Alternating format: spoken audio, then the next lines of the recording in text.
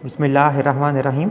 अस्सलाम वालेकुम viewers. Cortisol hormone के बारे में इस वीडियो में हम बात करने जा रहे हैं और कॉर्टिसोल का हम आज सिंथेसिस, इसका transport, metabolism, mechanism of action, इसके फंक्शंस वेरी इंपॉर्टेंट और इसकी रेगुलेशन ऑफ सिक्रीशन के बारे में बात करेंगे इंशाल्लाह ताला।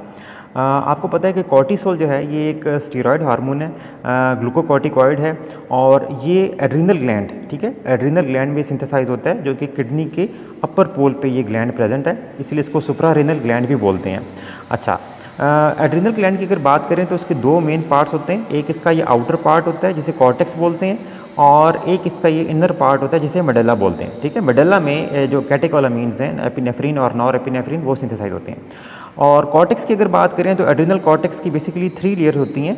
जोना ग्लोमेरुलोसा, आउटर मोस्ट लेयर ये वाली, इसमें एल्डोस्टेरॉन सिंथेसाइज होता है और उसके बाद ये मिडल लेयर जो आप देख रहे हैं ये है जोना फेसिकुलेटा, इसमें मेनली आपके ग्लूकोकॉर्टिकॉइड्स यानी कि कॉर्टिसोल सिंथेसाइज होता है। जबकि जो इनर मोस्ट लेयर है कॉर्टेक्स की उसे जोना रेटिकुलरिस बोलते हैं और उसमें मेनली एंड्रोजेंस सिंथेसाइज होते हैं। सिंथेसिस अगर आप इसकी बात करें तो ये मेनली जो आपके जो स्टीरॉयड हार्मोन्स हैं ये they are all synthesize from cholesterol in the mitochondria and endoplasmic reticulum. So जितने भी स्टीरॉयड हार्मोन है उनका जो प्रिकर्सर है वो कोलेस्ट्रॉल है। ठीक है, अब कोलेस्ट्रॉल जो है ये एंजाइम इस पर एक्ट करता है, कौन सा, कोलेस्ट्रॉल डेस्मोलेज, और कोलेस्ट्रॉल डेस्मोलेज इस पर एक्ट करके इसको प्रेगनेनोलोन में कन्वर्ट कर देता है। इस स्टेप को ACTH हार्मोन, ठीक है, एड्रिनोकॉर्टिकोट्रोपिक हार्मोन, जो कि एंटीरियर पिट्यूटरी से रिलीज होता है, ये इस स्टेप को स्टिमुलेट करता है और ये स्टेप मोस्ट इंपॉर्टेंट स्टेप है in the synthesis of cortisol. ठीक है, इसलिए इसको रेट लिमिटिंग स्टेप कहते हैं, माइटोकॉन्ड्रिया में होता है and it is stimulated by ACTH। अच्छा, प्रेगनेनोलोन आपके पास बन गया। प्रेगनेनोलोन पे अब एक और एंजाइम एक्ट करेगा 17 अल्फा हाइड्रोक्सिलेज और इसकी 17 अल्फा हाइड्रोक्सिलेशन करके इसको 17 अल्फा हाइड्रोक्सी प्रेगनेनोलोन में कन्वर्ट कर देगा। फिर इस पे 3 beta hydroxy steroid dehydrogenase, okay, 3 beta hydroxy steroid dehydrogenase, 3 beta HSD, ये इस पे एक्ट करेगा और इसको 17 अल्फा हाइड्रोक्सी प्रोजेस्ट्रॉन इसमें कन्वर्ट कर देगा। 17 अल्फा हाइड्रोक्सी प्रोजेस्ट्रॉन एक और तरीके से भी बन सकता है और वो इस तरह के प्रेगनेनोलोन पे यही वाला enzyme 3 beta hydroxy steroid dehydrogenase, यही वाला जो यहाँ पर था, ये एक्ट डायरेक्टली करे और इसको प्रोजेस्ट्रॉन, ठीक है, प्रोजेस्ट्रॉन में कन्वर्ट कर दे। फिर प्रोजेस्ट्रॉन पे यही वाला एंजाइम 17 अल्फा हाइड्रोक्सीलेज एक्ट करके इसको 17 अल्फा हाइड्रोक्सी प्रोजेस्ट्रॉन में कन्वर्ट कर दे। इन एनी केस वंस के आपके पास 17 अल्फा हाइड्रोक्सी प्रोजेस्ट्रॉन बन जाता है तो इस पर 21 अल्फा हाइड्रोक्सीलेज एंजाइम एक्ट करता है और इसको 11 डीऑक्सी कॉर्टिसोल में कन्वर्ट कर देता है और उस पर फिर 11 बीटा हाइड्रोक्सीलेज फाइनली एक्ट करके उसको कॉर्टिसोल में कन्वर्ट कर देता है। तो इस तरह से हमारे पास जो है एड्रिनल ग्लैंड में कॉर्टिसोल सिंथेसाइज हो जाता है और वंस के ये हार्मोन सिंथेसाइज होता है फिर इसकी ट्रांसपोर्ट और इसका मेटाबॉलिज्म होता है। लेकिन उससे पहले मैं आपको बता दूं कि ये तो हमारे पास कॉर्टिसोल जो है ये नेचुरल ग्लूकोकॉर्टिकॉइड है। इसके अलावा बहुत सारे ग्लूकोकॉर्टिकॉइड्स आजकल मार्केट में सिंथेटिक अवेलेबल हैं in the form of drugs, जो हम डिफरेंट इमरजेंसी कंडीशंस वगैरह में या एंटी इन्फ्लेमेटरी के तौर पे यूज़ करते हैं। डिफरेंट जैसे ऑटोइम्यून डिजीज़ हो गई और इन्फ्लेमेटरी डिसऑर्डर्स हो गए, उसमें हम यूज़ करते हैं क्योंकि इन हार्मोन्स का बहुत पोटेंट एंटी इन्फ्लेमेटरी इफेक्ट होता है, जैसे कि अभी हम आगे जाके देख रहे हैं इंशाल्लाह। तो जो मोस्ट कॉमन आपके पास सिंथेटिक ग्लूकोकॉर्टिकॉइड्स हैं उसमें आ जाता है prednisolone which is 4 times more potent then the cortisol. उसके अलावा methyl prednisolone, it is 5 times more potent, and dexamethasone, ठीक है, it is 30 times more potent then cortisol. तो अब इस कॉर्टिसोल की ट्रांसपोर्ट मेटाबॉलिज्म के बारे में बात करते हैं। 95% जो कॉर्टिसोल है ये बाइंड करता है प्लाज्मा प्रोटीन्स के साथ और उनमें से भी मेनली ये बाइंड करता है किसके साथ, ग्लोबुलिन। उस ग्लोबुलिन को हम बोलते हैं कॉर्टिसोल बाइंडिंग ग्लोबुलिन, ठीक है, कॉर्टिसोल बाइंडिंग ग्लोबुलिन CBG, इसको ट्रांसकॉर्टिन भी बोलते हैं, ट्रांसकॉर्टिन। और कुछ जो कॉर्टिसोल है वो एल्ब्यूमिन के साथ भी बाइंड करता है। इसकी जो हाफ लाइफ है वो तकरीबन 60 to 90 मिनट्स है, एल्डोस्टेरॉन से ज़्यादा है। और इस हार्मोन के मतलब बहुत एक इंटरेस्टिंग चीज़ ये है कि ये इसकी जो सिक्रीशन है ये एक सर्केडियन रिदम को फॉलो करती है। जैसे कि आप देख रहे हैं इस हार्मोन का जो रेट ऑफ सिक्रीशन है ये मॉर्निंग में ख़ास तौर पे 8 o'clock पे, सुबह जो 8 बजे इसका रेट ऑफ सिक्रीशन कॉर्टिसोल का एड्रिनल कॉर्टेक्स से ये हाईएस्ट होता है और उसके बाद जैसे जैसे दिन गुजरता जाता है इसका रेट ऑफ सिक्रीशन कम होता जाता है। ठीक है, इवनिंग में इसका लोएस्ट होगा और रात के 12 बजे तो ये बिल्कुल ही लो लेवल्स पे आ जाएगा।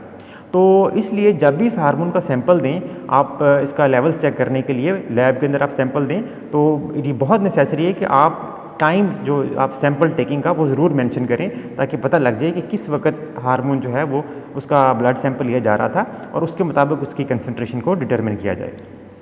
अच्छा जी, उसके बाद क्या होता है कि ये इसको डिग्रेड कहाँ पर किया जाता है? डिग्रेड इसको किया जाता है लिवर के अंदर, and it is conjugated with glucuronic acid and to a lesser extent with the sulphates, और इसके इनएक्टिव कंपाउंड्स बना दिए जाते हैं। उसके बाद 75% जो कॉन्जुगेट्स हैं they are excreted by the kidneys, and 25% जो कॉन्जुगेट्स हैं they are excreted by the in the faeces. ठीक है, इसकी अगर प्लाज्मा कंसंट्रेशन की बात की जाए तो इट इज़ अबाउट 12 माइक्रोग्राम पर 100 ml, 12 माइक्रोग्राम पर 100 ml जो इसकी है नॉर्मल इसकी जो कंसंट्रेशन होती है कॉर्टिसोल की। नाउ इसका मैकेनिज्म ऑफ एक्शन जो कि दो तरह का होता है, एक इसका जीनोमिक एक्शन है जो कि ज़्यादा इंपॉर्टेंट है, बल्कि मोस्ट इंपॉर्टेंट है, और दूसरा है नॉन जीनोमिक एक्शन। अच्छा, इस फिगर में इसका जीनोमिक एक्शन दिखाया गया है। तो सबसे पहले क्या होता है कि ग्लूकोकॉर्टिकॉइड कॉर्टिसोल जो है वो सेल मेम्ब्रेन को क्रॉस करता है, क्योंकि स्टीरॉयड हार्मोन है, इजीली इसको क्रॉस कर लेता है सेल मेम्ब्रेन के। उसके बाद ये साइटोप्लाज्म में आ जाता है। साइटोप्लाज्म में इसके रिसेप्टर पड़े होते हैं, क्योंकि स्टीरॉयड हार्मोन है, आपको पता है स्टीरॉयड हार्मोन के रिसेप्टर जो होते हैं साइटोप्लाज्म में होते हैं। तो ये इसका रिसेप्टर ये आप देख रहे हैं, ये अपने रिसेप्टर के साथ बाइंड करेगा और हार्मोन रिसेप्टर कॉम्प्लेक्स बन जाएगा। ये जब इंटरेक्शन होता है ना हार्मोन का, ये ग्रीन कलर का हार्मोन और ये इसका रिसेप्टर, ये जब इंटरेक्शन होता है तो this causes release of the inhibitory proteins which are called heat shock proteins, specially the heat shock protein 90। HSP stands for heat shock protein 90। Now this allows the hormone receptor complex to diffuse through the nuclear membrane। ठीक है, ये जो nuclear membrane है इसको अब ये easily hormone receptor complex जो है इसको क्रॉस कर सकता है और ये न्यूक्लियस में आ जाता है। अब क्या करता है ये हार्मोन रिसेप्टर कॉम्प्लेक्स, ये GRE के साथ इंटरेक्ट करता है। GRE stands for glucocorticoid response element. Okay, GRE stands for glucocorticoid response element and this is present on the DNA। Okay, अब इसके साथ जैसे ये इंटरेक्ट करता है ग्लूकोकॉर्टिकॉइड रिस्पॉन्स एलिमेंट के साथ, तो this causes transcription of the anti inflammatory protein. So anti inflammatory proteins जो हैं वो सिंथेसाइज होना शुरू हो जाती हैं। अच्छा, दूसरा काम ये क्या करता है, ये जो हार्मोन रिसेप्टर कॉम्प्लेक्स है it also binds to the nuclear factor kappa B. Okay, ये आप जैसे देख रहे हैं NF kappa B, nuclear factor kappa B, इसके साथ ही भी बाइंड करता है, और activating protein 1, AP1 stands for activating protein 1। तो ये हार्मोन रिसेप्टर कॉम्प्लेक्स, ये जो आप देख रहे हैं ग्रे कलर में, ये क्या शो किया गया है, ये है nuclear factor kappa B and activating protein 1। इनके साथ भी ये हार्मोन रिसेप्टर कॉम्प्लेक्स जो है ये इंटरेक्ट करता है और उसके बाद it inhibits the transcription of the pro inflammatory proteins. ठीक है, जो प्रो इन्फ्लेमेटरी प्रोटीन्स हैं उनकी ये ट्रांसक्रिप्शन को इनहिबिट कर देता है। तो इस तरह से प्रो इन्फ्लेमेटरी प्रोटीन सिंथेसाइज नहीं होती, जबकि एंटी इन्फ्लेमेटरी प्रोटीन्स जो है वो सिंथेसाइज होती हैं और इस हार्मोन के एंटी इन्फ्लेमेटरी इफेक्ट की तरफ कंट्रीब्यूट करती हैं। अच्छा, दूसरा इसका नॉन जीनोमिक इफेक्ट है। ख़ास तौर पे जब ये हार्मोन या ग्लूकोकॉर्टिकॉइड्स जब हाई कंसंट्रेशंस में होते हैं तो ये एक नॉन जीनोमिक रैपिड किस्म का नॉन जीनोमिक इफेक्ट जो है ये प्रोड्यूस करते हैं, और ये किस पे करते हैं, बेसिकली जो आपके सेल मेम्ब्रेन की आयन ट्रांसपोर्ट है। ठीक है, जो सेल मेम्ब्रेन में आयन ट्रांसपोर्ट है उसको ये इफेक्ट करते हैं। एंड इट इज़ बिलीव्ड कि यही जो इसका नॉन जीनोमिक एक्शन है this contribute to the therapeutic effects, जो इनके ड्रग की फॉर्म में जो बेनिफिट्स हैं ग्लूकोकॉर्टिकॉइड्स के, यानी कि अभी जैसे हमने देखें कि सिंथेटिक जो हैं आपके कौन कौन से ग्लूकोकॉर्टिकॉइड्स, जैसे कि प्रेडनिसोलोन था, मिथाइल प्रेडनिसोलोन था, तो उनके जो थेराप्यूटिक बेनिफिट्स आते हैं in the form of drug, वो ये बिलीव किया जाता है कि वो इसी नॉन जीनोमिक इफेक्ट के थ्रू प्रोड्यूस होते हैं। अब हम कॉर्टिसोल के फंक्शंस के बारे में बात करते हैं जो कि बहुत इंपॉर्टेंट हैं, और इसके 4 मेन फंक्शंस को हम डिस्कस करने जा रहे हैं। सबसे पहले कॉर्टिसोल का जो इफेक्ट है वो मेटाबॉलिज्म पे है, और उसमें से भी सबसे ज़्यादा जो है ये किस पे है, आपके कार्बोहाइड्रेट मेटाबॉलिज्म पे। ठीक है, कार्बोहाइड्रेट मेटाबॉलिज्म पे आज देखते हैं कि इसका क्या इफेक्ट है। तो ये जो हार्मोन है ये इंक्रीज़ करता है ग्लूकोनियोजेनेसिस बाय द लीवर। ठीक है, लिवर पे एक्ट करके ये ग्लूकोनियोजेनेसिस को इंक्रीज़ करता है, which means formation of the carbohydrate from proteins and other substances. और ये ग्लूकोनियोजेनेसिस का जो रेट है by the liver it can increase up to 6 to 10 times. ठीक है, 6 to 10 टाइम्स ग्लूकोनियोजेनेसिस को इन्हांस कर देता है। और secondly it increases glycogen storage. Okay, glycogen storage जो है लिवर में उसको भी इंक्रीज़ कर देता है, क्योंकि ग्लूकोनियोजेनेसिस जो इंक्रीज़ हो गई थी तो उसके बाद ग्लाइकोजन की स्टोरेज और उसका सिंथेसिस भी इंक्रीज़ कर देगा। उसके बाद दिस हार्मोन डिक्रीज़ करता है क्या, glucose utilisation by the cells. ठीक है, glucose utilisation by the cells, specially जो आपके मसल सेल्स हैं उनमें ग्लूकोज यूटिलाइजेशन को डिक्रीज कर देता है। अच्छा, अब इन दोनों चीज़ों का क्या इफेक्ट होगा कि due to increase gluconeogenesis by the liver and decrease glucose utilisation by the cells, ठीक है, ब्लड ग्लूकोज लेवल राइज करेगा। आपको जो ब्लड ग्लूकोज लेवल है वो राइज करेगा, वो हाई होना शुरू हो जाएगा। अच्छा, ऑन द अदर हैंड क्या करेगा कि जब स्पेशली इस हार्मोन के लेवल हाई होंगे तो high levels of cortisol they will decrease the sensitivity of the many tissues specially skeletal muscle and adipose tissue to insulin. तो इस तरह से ये एक तरह से इंसुलिन रेजिस्टेंस भी प्रोड्यूस कर सकता है, ख़ास तौर पे अगर ये हाई अमाउंट्स में हो या आप किसी को अब थेराप्यूटिकली आप उसको ड्रग के फॉर्म में दे रहे हो।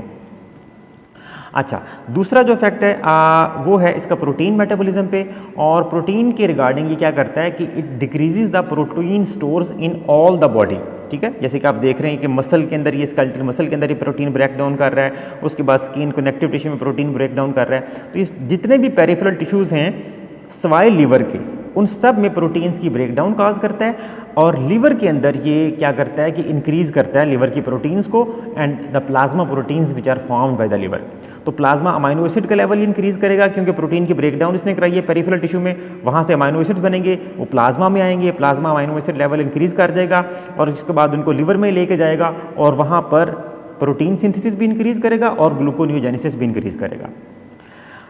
थर्ड इसका जो इफेक्ट है वो है मेटाबॉलिज्म के हवाले से, वो है फैट मेटाबॉलिज्म पे, और ये एडिपोज टिश्यू पे एक्ट करके इंक्रीज कर देता है mobilisation of the fatty acids, ठीक है। So this hormone cortisol it increases the mobilisation of the fatty acids from the adipose tissue, so it increases the concentration of the free fatty acids in the plasma. जब वहाँ से fatty acids को mobilise करेगा adipose tissue से, तो it will increase the concentration of the free fatty acids in the plasma and it will also increase the utilization of the free fatty acids for energy.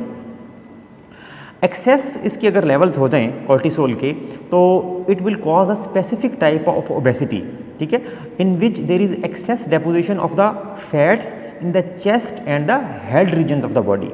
Okay, chest और head region जो है body के, उसमें access fat deposition होगी और उसकी वजह से जैसे आप देख रहे हैं ये मून टाइप फेस, ठीक है, मून टाइप फेस आपको नजर आएगा, और चेस्ट पे जब डेपोजिशन होगी फैट की तो बफलो लाइक टार्सो, ठीक है, इसे बोलते हैं बफलो लाइक टार्सो, ये आपको नजर आएंगे। और ये डिजीज़ जिसमें खासतौर पे होता है एक्सेस कॉर्टिसोल, उसे बोलते हैं कुशिंग सिंड्रोम, ठीक है। ओबेसिटी रिजल्ट करती है and obesity might result from the excess stimulation of food intake with fats being generated in some tissues of the body more rapidly than they are mobilized and oxidized। तो जब fats की generation ज़्यादा हो रही होगी उनकी mobilisation और oxidation से, तो ऑफ कोर्स फैट डेपोजिशन होगी और उससे स्पेसिफिक ओबेसिटी जो है वो रिजल्ट करेगी। तो ये इसका इफेक्ट जो था, पहला इफेक्ट था कॉर्टिसोल का मेटाबॉलिज्म पे। दूसरा जो है इस हार्मोन का बड़ा इंपॉर्टेंट रिस्पॉन्स है स्ट्रेस के केस में, ठीक है। Now any stress whether physical और neurogenic, it causes immediate and marked increase in the ACTH hormone जो कि वहाँ से रिलीज होता है आपके इंटीरियर पिट्यूटरी से, एंड कॉर्टिसोल, ठीक है। ACTH बेसिकली स्टिमुलेटर है कॉर्टिसोल की सिक्रीशन का। Now the exact physiological importance of this it is unknown कि स्ट्रेस में इसका क्या है, लेकिन एक प्रोबेबल जो यहाँ पर मैकेनिज्म है वो इस तरह से है और बहुत ब्यूटीफुल यहाँ पर दिखाया गया है कि जब भी कोई स्ट्रेस होता है, ठीक है, वो चूंकि ब्रेन पे इफेक्ट करता है, कॉर्टेक्स पे इफेक्ट करता है, तो वहाँ से सिग्नल जाता है कहाँ पर, हाइपोथैलेमस में। अब हाइपोथैलेमस जो है it is your head quarter of the limbic system, ठीक है। जितने भी इमोशंस हैं लिम्बिक सिस्टम से जो कंट्रोल होते हैं, उसका हेड क्वार्टर कौन है, हाइपोथैलेमस। अब हाइपोथैलेमस में ही आपका दूसरा पड़ा है ऑटोनॉमिक नर्वस सिस्टम का हेड क्वार्टर, ठीक है, पैरासिम्पैथेटिक और सिंपैथेटिक। सो यहाँ पर सिग्नल जाएगा किसको, सिंपैथेटिक को, और स्ट्रेस के केस में इमीडिएटली सिंपैथेटिक स्टिमुलेशन बहुत ज़्यादा हो जाएगी, ठीक है। उससे क्या होगा, एड्रिनल मेडुला, वहाँ से एपिनेफ्रिन और नॉर एपिनेफ्रिन वो इमीडिएटली रिलीज होंगी और शॉर्ट टर्म स्ट्रेस का रिस्पॉन्स आएगा। क्या होगा, glycogen is broken down to the glucose, so immediately hyperglycaemia होगा, इंक्रीज ब्लड ग्लूकोज होगी, ताकि ब्रेन को अगर चाहिए ग्लूकोज तो फ़ौरन यहाँ से नीड जो है फुलफिल की जा सके। इंक्रीज होगा blood pressure, breathing rate increase करेगा, मेटाबॉलिक रेट इंक्रीज करेगा, और there are changes in the blood flow patterns leading to the increase alertness and decrease digestive and kidney activity, ठीक है। आपकी गट को और किडनी को ब्लड फ्लो कम कर दिया जाएगा और आपके ब्रेन को ब्लड फ्लो इंक्रीज कर दिया जाएगा ताकि इंक्रीज अलर्टनेस हो। अगर फ्लाइट का रिस्पॉन्स चाहिए, क्योंकि आपको पता है ऑटोनॉमिक नर्वस सिस्टम में फ्लाइट और फाइट रिस्पॉन्स होता है, तो उसमें ये बहुत ज़्यादा बेनिफिशियल होता है, ठीक है। अब ये थे इसके स्ट्रेस में acute effects. Long term effects में भी ये हेल्प करता है। वो किस तरह से कि हाइपोथैलेमस पे जब स्ट्रेस एक्ट करता है तो वो एक हार्मोन रिलीज करता है CRH, ठीक है। CRH जाके एंटीरियर पिट्यूटरी पे एक्ट करता है और वहाँ से ACTH को रिलीज करवाता है। अब ACTH को आपको पता है कि ये एड्रेनल कॉर्टेक्स पे एक्ट करके वहाँ से आपके ग्लूकोकॉर्टिकॉइड्स, खासतौर पे कॉर्टिसोल, उसको रिलीज करवाएगा और किसी हद तक मिनरलोकॉर्टिकोइड्स जाए एल्डोस्टेरॉन को भी रिलीज करवाएगा। और ये लॉन्ग टर्म स्ट्रेस रिस्पॉन्स में हेल्प करेंगे। कैसे? कॉर्टिसोल यानी कि ग्लूकोकॉर्टिकॉइड्स ये क्या काज करेंगे? Proteins and fats are broken down and are they are converted to glucose. जैसे अभी हमने बात की मेटाबॉलिज्म में, लिवर के अंदर जाके ग्लूकोनियोजेनेसिस होती है और उससे glucose, blood glucose level rise करता है। इम्यून सिस्टम में भी ट्रांजिएंटली उसके बाद सप्रेस कर दिया जाता है। एल्डोस्टेरॉन की अगर बात करें, क्योंकि वो भी ACTH की सिक्रीशन की वजह से उसकी सिक्रीशन भी इंक्रीज करती है। एंड एल्डोस्टेरॉन को आपको पता है it causes retention of the sodium and water bye the kidneys, ठीक है। इंक्रीज करता है ब्लड वॉल्यूम को और ब्लड प्रेशर को। तो ये जो दोनों एक्शन है साल्ट एंड वाटर रिटेंशन जो कि एल्डोस्टेरॉन से होगी, उससे क्या होगा कि अगर कोई स्ट्रेस इसलिए हुआ है कि अगर कोई हाइपोवोलीमिया था या हाइपोटेंशन थी या शॉक लाइक कंडीशन थी, तो इसमें ये जो हाइपोवोलीमिया या हाइपोटेंशन, ठीक है, उसको काउंटरएक्ट करेगी रिलीज ऑफ एल्डोस्टेरॉन और उससे ब्लड वॉल्यूम जो है वो करेक्ट होगा और हाइपोटेंशन भी करेक्ट होगी।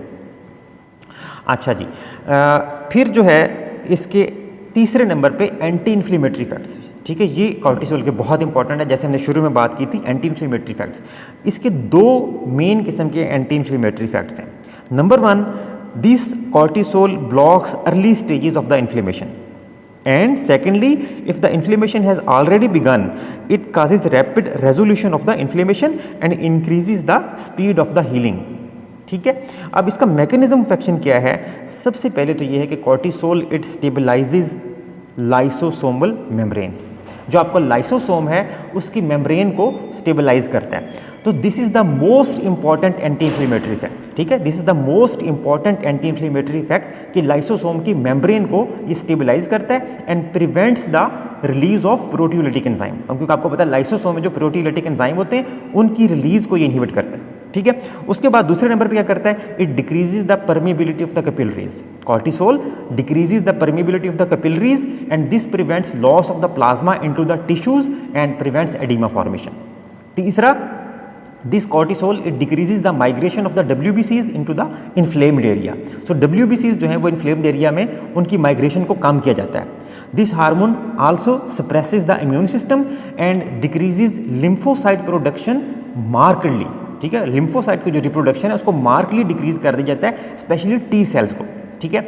उसके बाद cortisol it also attenuates the fever mainly because it decreases the release of the IL-1 from the WBCs। आपको पता है IL-1 जो है it acts on the hypothalamus to cause fever and finally it also causes resolution of inflammation और it also blocks the inflammatory response to the allergic reactions, ठीक है। इसलिए allergy की कंडीशन में भी हम इसको लाइफ सेविंग ड्रग के तौर पे यूज़ करते हैं।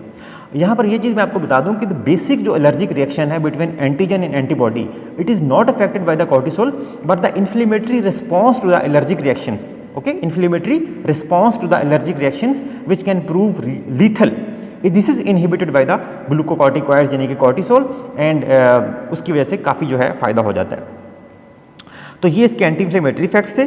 और उसके अलावा जैसे दिखाया गया एयरवे स्मूथ मसल जो है वो भी रिलैक्स करता है, जिसकी वजह से ब्रोंकोडायलेशन हो जाती है और सांस लेना ज़्यादा आसान हो जाता है, म्यूकस ग्लैंड की सिक्रीशंस कम हो जाती हैं। तो ये सारे इसके एंटी इन्फ्लेमेटरी इफेक्ट्स हो गए। फाइनली इस हार्मोन का इफेक्ट है ब्लड सेल्स पे।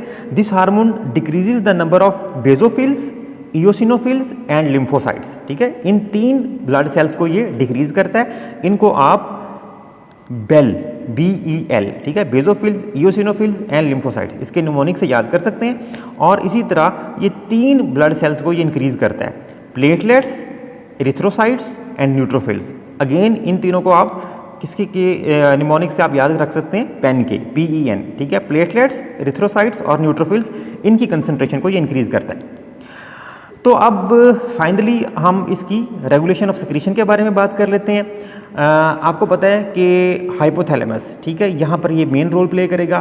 कोई भी जो स्टिमुलस है आपके जो हाइपोक्सिया, ठीक है, हाइपोग्लाइसीमिया, एक्सरसाइज, कॉर्टिसोल डेफिशिएंसी, ये एक तरह से स्ट्रेस के तौर पे एक्ट करते हैं।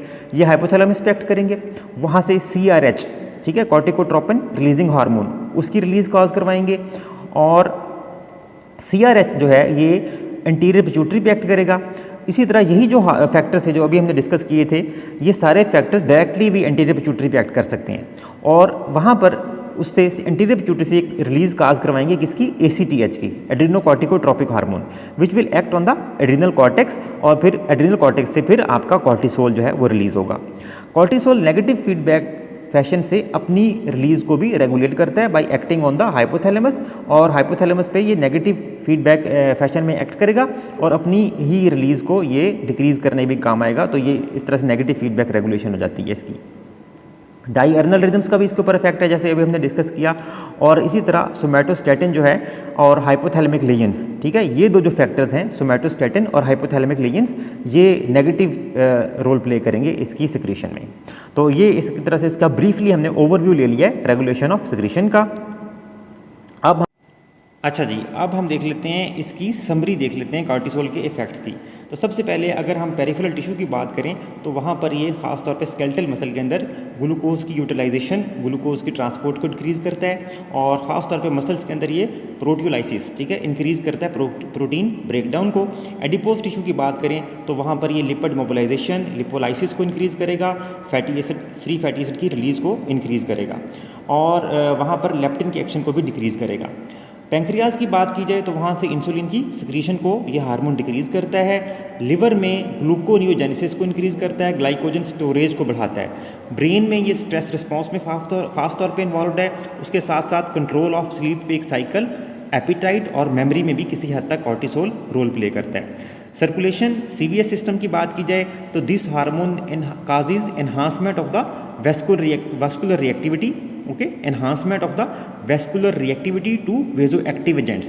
जो vasoactive agents vascular reactivity cause करते हैं उसको ये इन्हांस करता है, ठीक है। किडनी में साल्ट एंड वाटर की रिटेंशन कॉज करता है। इम्यून सिस्टम को ये सप्रेस करता है। एंटी इन्फ्लेमेटरी इफेक्ट्स इसके बहुत इंपॉर्टेंट हैं और बोन में ये रिजॉर्प्शन कॉज करेगा। उम्मीद है कि आज की वीडियो में आप कॉर्टिसोल के बारे में काफ़ी कुछ जान गए होंगे। Thanks for watching this video. Please subscribe to this channel. Stay blessed and अल्लाह हाफिज़।